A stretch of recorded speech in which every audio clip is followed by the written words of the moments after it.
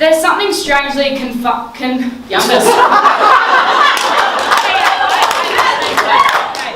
ready. There's something strangely comforting yet confronting when you start to fit in. And fit into anything, I mean. For me, it was fitting into those exact boxes that enabled my psychiatrist to say, you have borderline personality disorder. And those words came out of her mouth around this time last year whilst I was in year 12.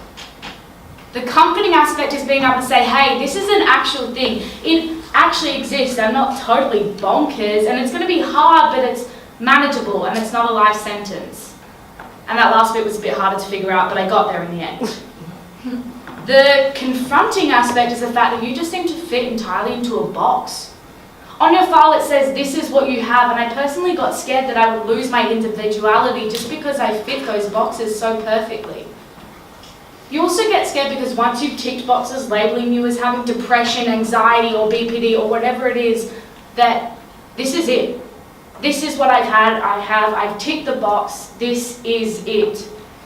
But if you've been paying attention to the world, we've now invented erasable pens, so this is my story with that. I was diagnosed with depression in year 10. I just wasn't happy.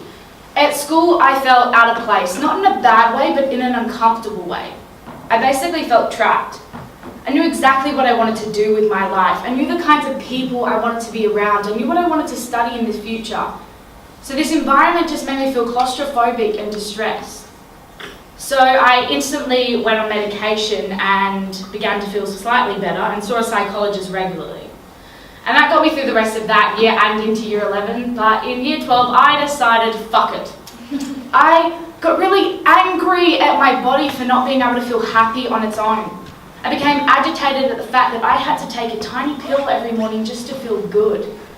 And why did I have to take that to feel normal when most other people my age didn't? And what even was normal? I just didn't know anymore. So yeah, I decided, fuck it. I'm not going to take my medication anymore and I can do it on my own. And no surprises there, I began to feel really shit. I was lying to my parents' faces saying I was taking it. I was lying to my friends saying I was feeling good, and I developed this concrete mask on my face that I used to hide my actual emotions. And this mask was unbreakable, and I wore it every day, every minute, every moment, unless I was alone. At school, I was known as this outgoing, charismatic class clown. I was intelligent and did well at school. I was sporty and relatively popular because this mask I had created was so detailed and so refined, and it fit me so perfectly that I had everyone convinced. But those moments when I was alone, I felt absolutely horrific and overwhelmed. I would just cry for hours. And this was because I wasn't allowing myself to feel anything at any other point in the day, that as soon as I would let myself be, I just didn't know what to do. It was so overwhelming. And then I got scared. I got scared of feeling that way as well, so I didn't allow myself to do that. I got scared of crying, so I said no, enough. And next thing I knew, I was hardly feeling anything at all. So I did stuff that demanded that I feel something. I went swimming, fully clothed in the ocean, and then ran 6 Ks barefoot until my feet were torn up. I engaged in self-harm, which I had previously done before, but this time for a totally different reason. I needed to feel something, but I couldn't. So at that moment I decided, if I can't feel anything at all, what's the point? Why should I even try? So I decided to give in. Within the space of 2 weeks, I attempted suicide twice through overdose, both landing me in hospital, the second time being a bit worse than the first. And this was halfway through year 12 and led into that conversation with my psychiatrist that said, you are ticking the boxes, labelling you as having BPD. But the point of my story isn't actually to discuss my BPD, it's to discuss the path to where I am now. So the next 7 or 8 months after this happened were a lot worse. I felt so dark and I was in a really bad place.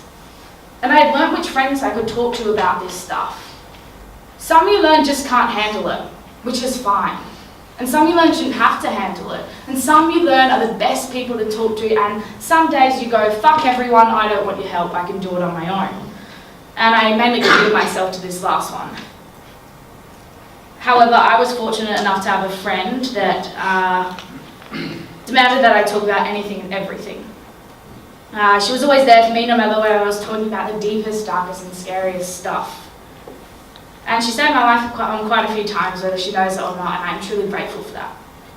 However, she wanted me to get help in a loving and caring way, but no one realises that when you're in that state, you're like, I don't want help. I don't deserve it. I deserve everything I get. I'm not supposed to feel happy. This is the way I am. And some days you hit an elevated state and you say, I'm superwoman and I've got this, and that's actually part of your brain that's also having a chemical imbalance, and you usually end up feeling worse about 10 minutes later. So you see, as much as someone would tell me to get help, the worse I would feel and the less likely I would want it. The problem that no one tells you is that help is a choice you have to make. In this circumstance, you have to choose to get better.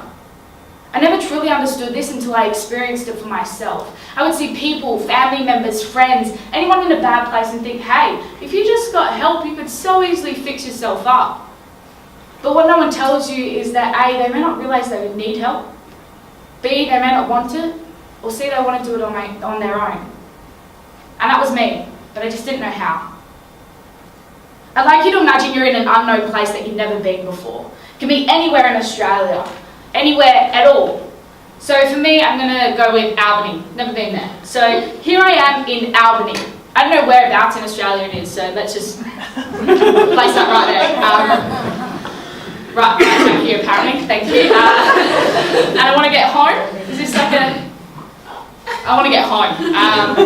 So here I am in Albany, and I don't really know where it is, but I know that I want to go home. But because I don't know where I am, I have no idea how to get there.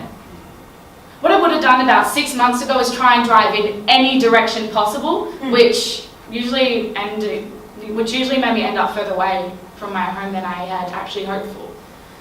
The smart decision would be to look up on a GPS the right directions, but there was a part of me that didn't want any guidance voice from anyone. I wanted to do it on my own, without a GPS, without medication, without a psychologist. But my friend got me to think about it all a bit differently. But it was still my choice, that I was still in control. You see, I was so hung up on the fact that I needed a GPS in the first place to get to my destination that I had missed the entire point that I was choosing to look up the directions. That no one was forcing me to. I was choosing to turn the car on, and I was choosing to put my foot on the accelerator and actually move in the right direction. Sure, I had a guidance voice informing me of the best route possible, but it's still my choice to get to where I am today. It is your choice. And you're not weak for wanting help, you're actually strong. And it doesn't make you less independent, it makes you smart and brave and courageous. You're still controlling your life and still the one helping yourself. And it took me so long to realise this, and I'm glad I did. And due to my choice to listen to my GP/GPS, I am now off my medication and I feel incredible, and I'm doing exactly what I want to be doing with my life. I have a lot of setbacks, and my mind likes to still play little games and tricks with me, but I'm equipped with the right tools to fix my car if it breaks down and keep going. I'm happy with my journey and what has happened, all the good bits and the bad bits, because I've learnt so much about this world and the people in it and myself. See, it is a strangely comforting and confronting thing when you start to fit in, because you get scared that now you fit in, that there's no opportunity to move. But there is. Thank you.